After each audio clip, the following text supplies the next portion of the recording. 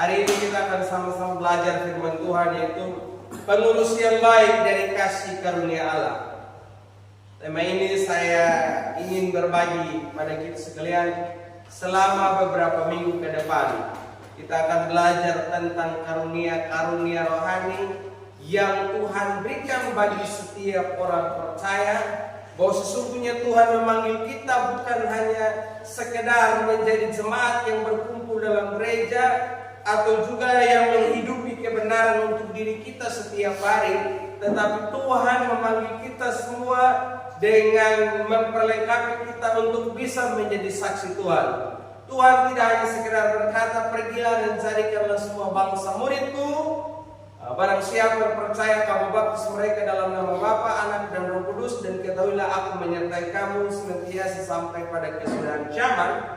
Tetapi dia juga memperlengkapi kita dengan kekuatan dan kuasa, dengan karisma, dengan talenta, dengan bakat untuk kita bisa menjadi saksi bagi dunia ini. Makanya hari ini kita akan belajar, yaitu menjadi pengurus yang baik dari kasih karunia Allah. Kita lihat firman Tuhan yang terdapat dalam kitab 1 Petrus pasal 4 ayat 10 sampai ayatnya yang ke-11.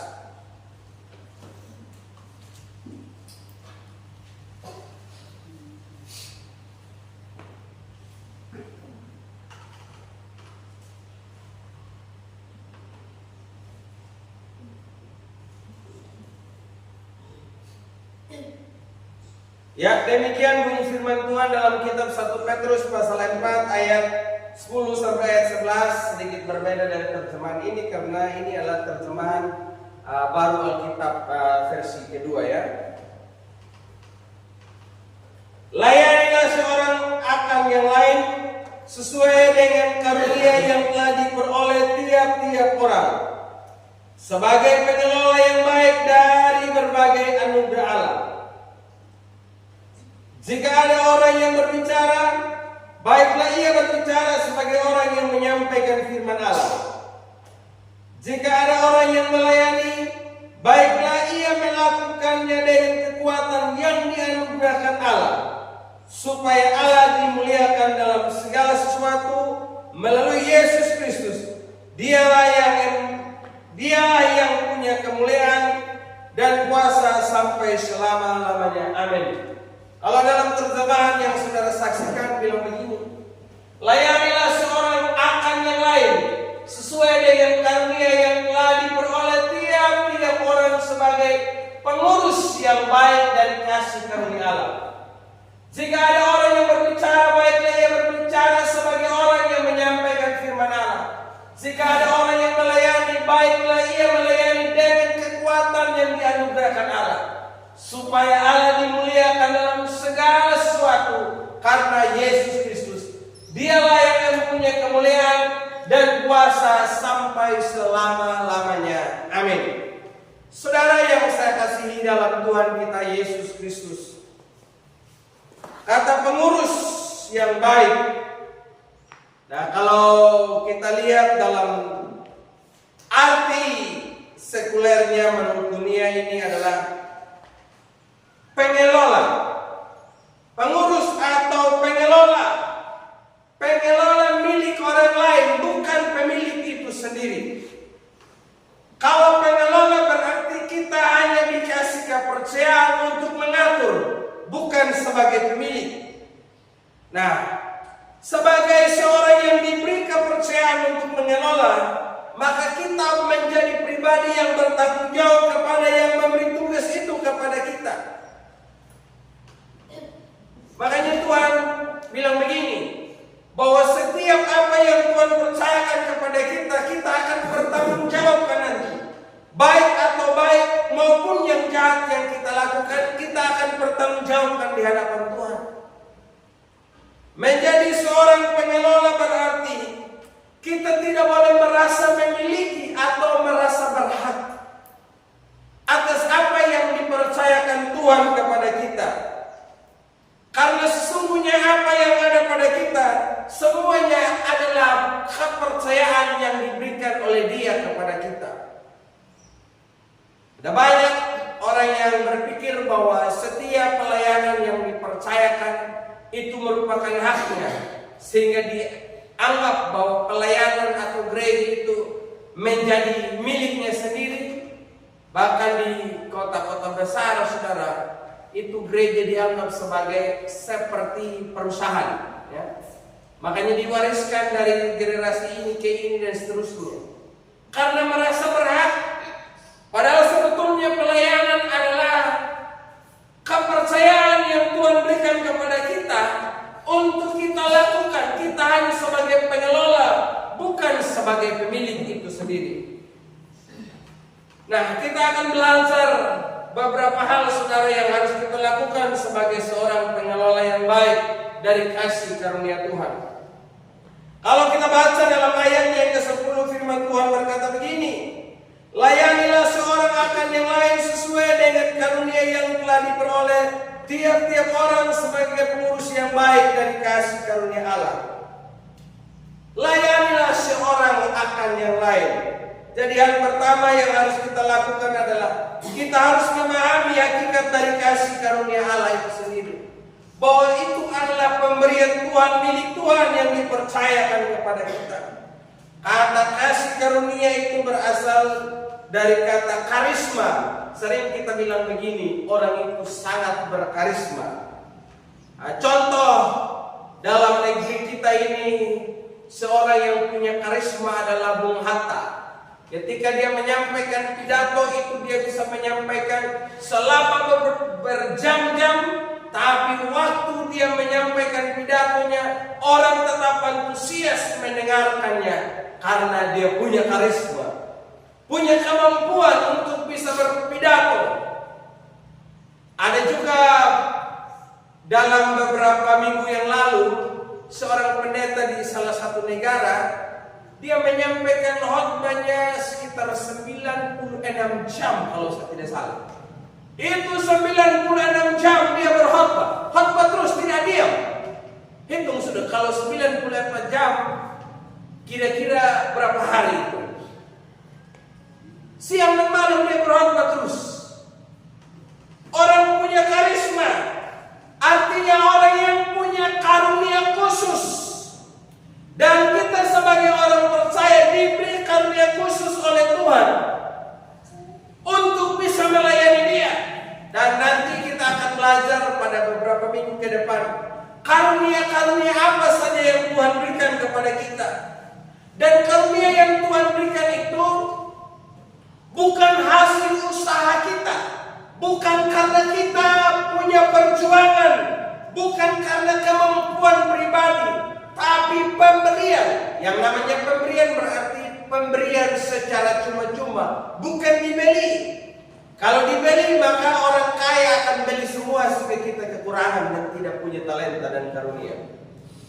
Tapi karena karunia ini diberikan bagi setiap orang percaya, maka mulun dapat dan tahu atau jemaat Tuhan itu dapat karunia masing-masing. Kalau karunia itu dibeli, maka orang kaya akan beli semua. Tapi karunia itu diberi cuma-cuma, maka setiap orang percaya dikasih gratis. Jadi setiap orang Kristen itu punya karunia masing-masing, tanpa terkecuali. Baik atau yang punya jabatan dalam gereja maupun yang tidak punya jabatan dalam gereja, semua ini dikasih karunia. Karunia yang berbeda-beda. Dan karunia itu kita harus kembangkan, kita harus kerjakan, kita harus lakukan. Dan pemberian kasih karunia ini sesuai dengan kehendak Tuhan, bukan mau-maunya manusia, bukan suka-sukanya kita semua, tapi sesuai dengan kehendak Allah. Allah yang berkuasa memberi kita dan memperlengkapi kita dengan karunia-karunia khusus. Lalu kalau saudara bertanya, kira-kira Pak, saya punya karunia apa? Kalau kita baca dalam kitab Korintus, nanti kita akan bahas beberapa minggu ke depan. Ternyata setiap jemaat itu tidak menyadari bahwa dia punya karunia. Padahal kita ini punya karunia masing-masing, punya karisma tersendiri untuk kita bisa lakukan, kita bisa kerjakan. Contoh, ada yang punya karunia iman, ada yang punya karunia melayani, ada yang punya karunia memberi, ada yang punya karunia bernubuat, dan berbagai karunia-karunia lain. Itu karunia yang Tuhan berikan bagi setiap orang percaya. Jadi kalau dikatakan kita ini adalah pengurus yang baik dari kasih karunia Allah, berarti yang pertama kita harus menyadari bahwa karunia yang Tuhan beri itu adalah karunia yang diberikan cuma-cuma oleh Tuhan bagi setiap orang percaya. Dan setiap orang percaya, bukan hanya pribadi tertentu. Nah, lalu saudara, yang kedua, seorang pengurus yang baik harus mengalirkan kasih karunia Allah kepada sesama manusia. Kalau kita baca dalam firman Tuhan tadi dikatakan bahwa itu untuk kepentingan melengkapi satu dengan yang lain, melayani sama manusia. Sebagai pengurus yang baik dari kasih karunia Allah, itu beraneka ragam dan itu kita bisa saling berbagi satu dengan yang lain, bukan untuk dinikmati sendiri. Makanya kalau kita baca waktu Tuhan kasih talenta sama 3 orang, satu dikasih 1, satu dikasih 2, satu dikasih 5. Yang satu dia punya talenta, yang kedua yang dapat 2 talenta dia kembangkan talentanya, dan yang ketiga dia kembangkan talenta yang 5 sehingga menjadi 10. Artinya dia manfaatkan apa yang Tuhan beri. Jadi sebetulnya saudara, patalur lepin tanah yang kau berpikir ini juga dukung dan ini kepan pendoy malaham lagu tahu jawab itu keliru. Kita ini semua sama-sama punya sumbangsi satu dengan yang lain. Tidak ada satu manusia pun juga yang dilahirkan dan hidup di bumi ini yang tidak punya guna bagi orang lain. Hanya orang bodoh yang bilang begini, tolong daning makin gunanya kawan. Karena dia berpikir orang itu harus berguna terhadap saya kadang-kadang. Tapi bagi orang lain dia bisa berguna. Kadang kita berpikir begini, ini tolong ini dakar kali itu loh. Lain dia bangun, tapi dia tahu yang dang mereka berpendoy. Dan jangan kita berpikir apa yang dia lakukan harus sama seperti yang saya lakukan. Tidak bisa. Karena kita punya karunia masing-masing, beda-beda. Apa yang saya lakukan sama saudara berbeda dengan yang dilakukan oleh pendeta-pendeta sebelumnya. Dan apa yang saya lakukan hari ini berbeda juga siapa yang menggantikan saya suatu saat. Sehingga saudara tidak bisa bilang begini, nampak dulu Pandita Lazarus, nampak Yakobus, nampak dulu Yohanes. Dia. Tapi kita semua punya karunia beda-beda. Dan setiap karunia yang kami miliki ini, mungkin contoh, Lazarus ada yang dia lakukan beda dengan yang saya lakukan. Berarti saudara sudah petik satu kebaikan. Yang dilakukan oleh pendeta yang lain lagi, dia lakukan sesuatu yang beda dengan Lazarus. Berarti dia juga buat sesuatu yang baik sama saudara. Berarti sudah 2 kebaikan yang saudara petik. Apa yang saya lakukan beda dengan mereka semuanya. Artinya saya juga memperlengkapi saudara sehingga saudara 3 kebaikan yang saudara dapatkan. Kalau kami sama, berarti tidak ada beda dengan yang sebelumnya. Berarti tidak ada peningkatan dalam diri saudara. Tidak ada pembanding ilmiah nunib namaf dari mandam. Karena yang baik itu pajahawan Allah. Tapi karena kalau beraneka ragam bermacam-macam, berarti nuna mahamu hampune laang dapat kamu. Kita bilang begini, nuna mahamu nabantu ka karo, nuna nabantu ka duit, nuna nabantu ka me, nuna nabantu ka ri. Beda-beda dia punya kebaikan. Atau orang itu tidak pernah beri sesuatu kepada kita, tapi bisa juga di orang itu dia selalu mendoakan kita.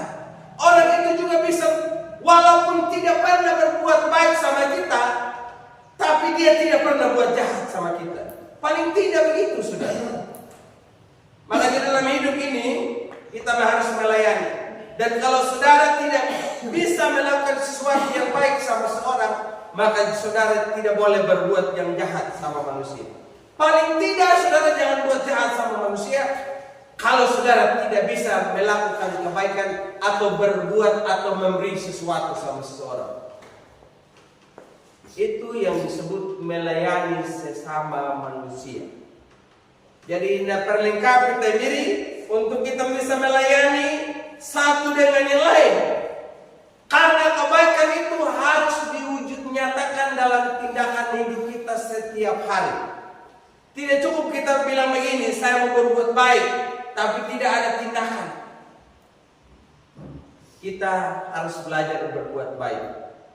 Sekecil apapun yang kita bisa lakukan buat orang lain, tapi paling tidak kebaikan itu bisa bermanfaat sama seorang. Saya punya satu kesaksian dulu waktu saya sudah sampai pelayanan Marioka.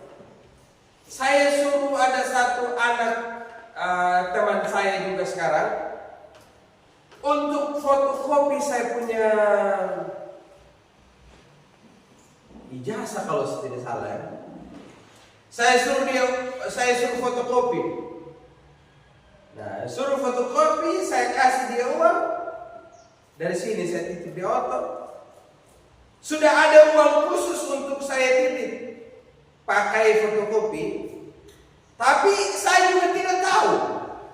Kok bisa saja di celah itu saya dititip uang 5.000. Ketika dia terima, dia pergi fotokopi sesuai dengan permintaan saya. Dia juga berpikir bahwa uang yang ada di celah itu untuk dia. Lalu dia ketemu saya suatu saat, dia bilang begini, "Hai kakak pendeta, terima kasih banyak." Kenapa? Kakak pendeta, waktu itu saya sudah tidak ada sabun lagi. Tapi kakak titip saya uang 5.000, jadi saya bisa beli sabun. Saya sendiri saya tidak sadar saya ada titip uang sama dia. Saya bilang, "Oh iya, hanya sedikit saya bilang. Padahal sebetulnya tidak ada rencana dan tidak pernah terpikir juga. Tapi dari uang 5.000 itu bermanfaat. Ingat, kalau orang kaya mungkin orang uang 5.000 itu memang tidak ada guna apa-apa. Itu hanya uang permen de mana saja.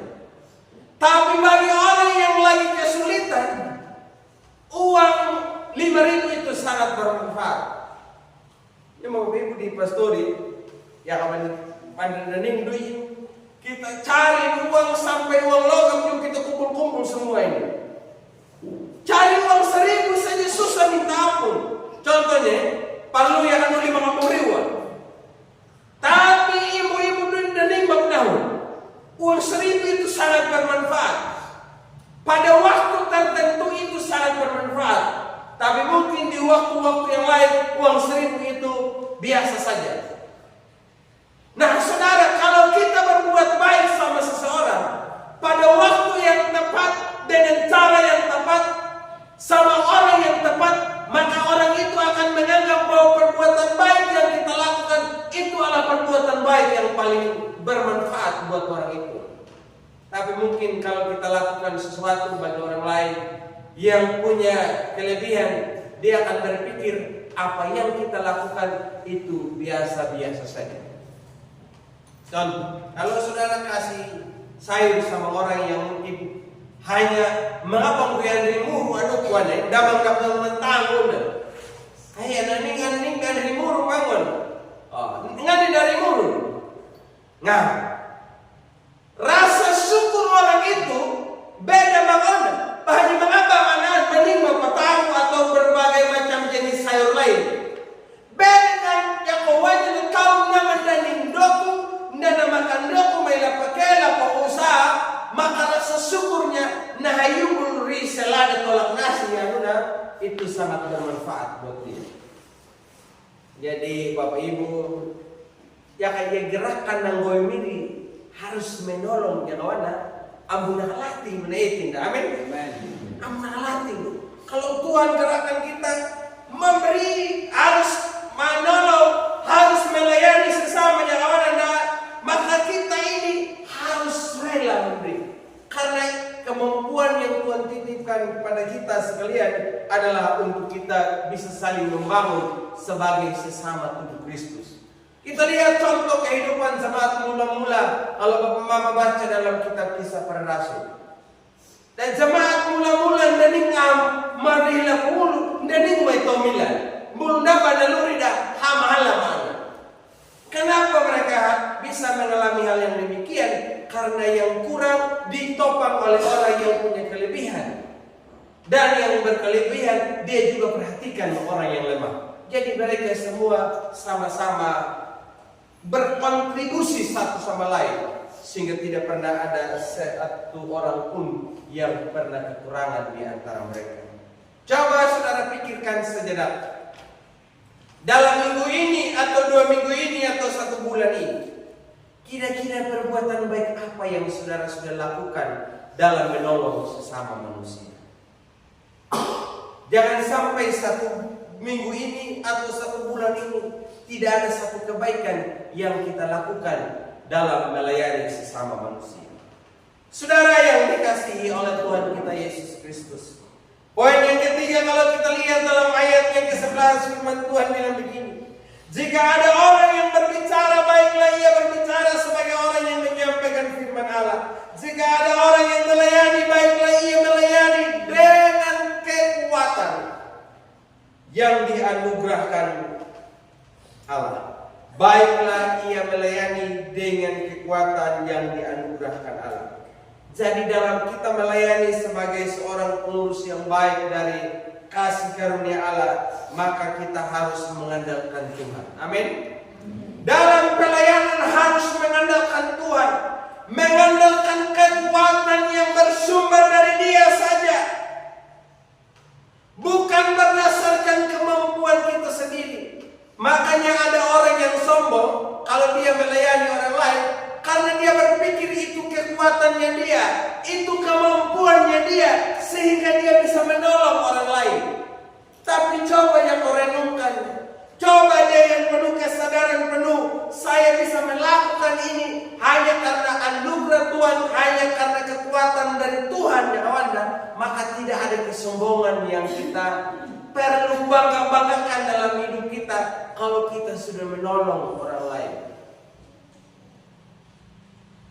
Saya saudara paling tidak suka kalau orang itu dia sudah buat baik sama orang, dia bicara di mana-mana. Ay, saya ini bantu dia begini. Saya ini aduh rugi sekian ini.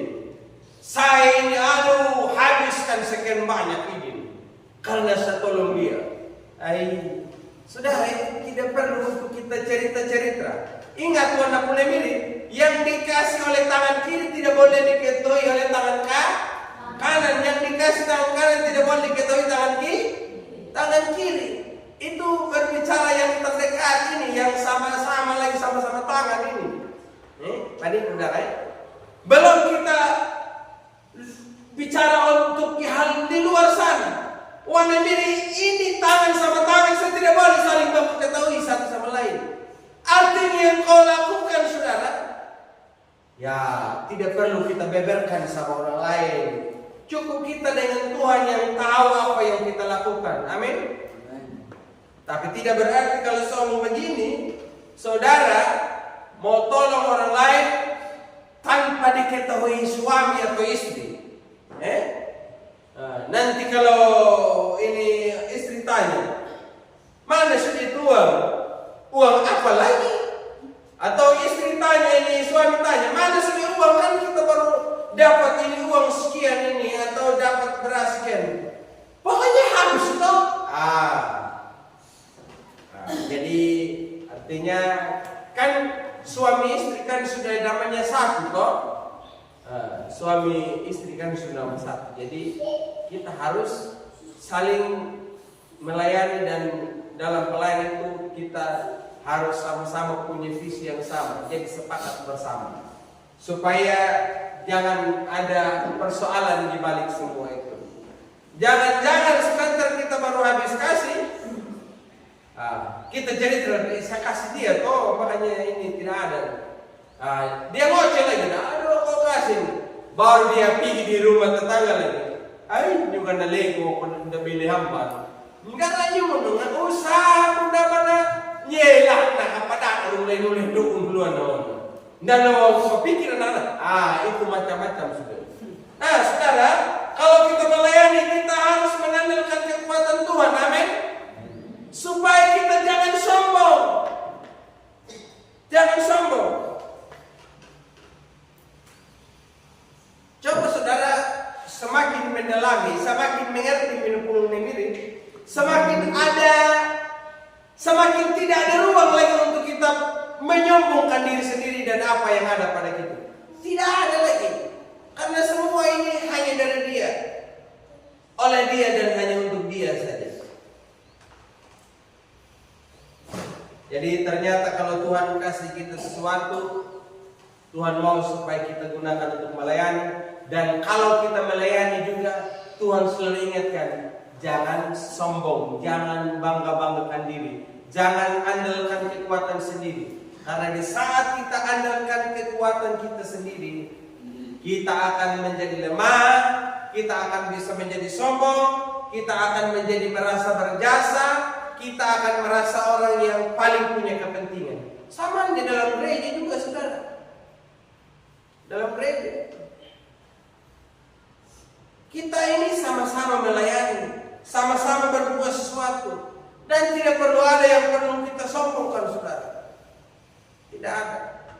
Semua hanya karena kesempatan yang Tuhan berikan pada kita. Nah, contohnya sebagai jemaat, karena saudara mungkin tidak bisa berdiri di sini sebagai pemimpin pujian atau apalah. Ya, kami yang bisa melayani tidak bisa menyombongkan diri. Kami saja gereja itu bisa maju, tidak bisa. Termasuk saya sendiri pun juga.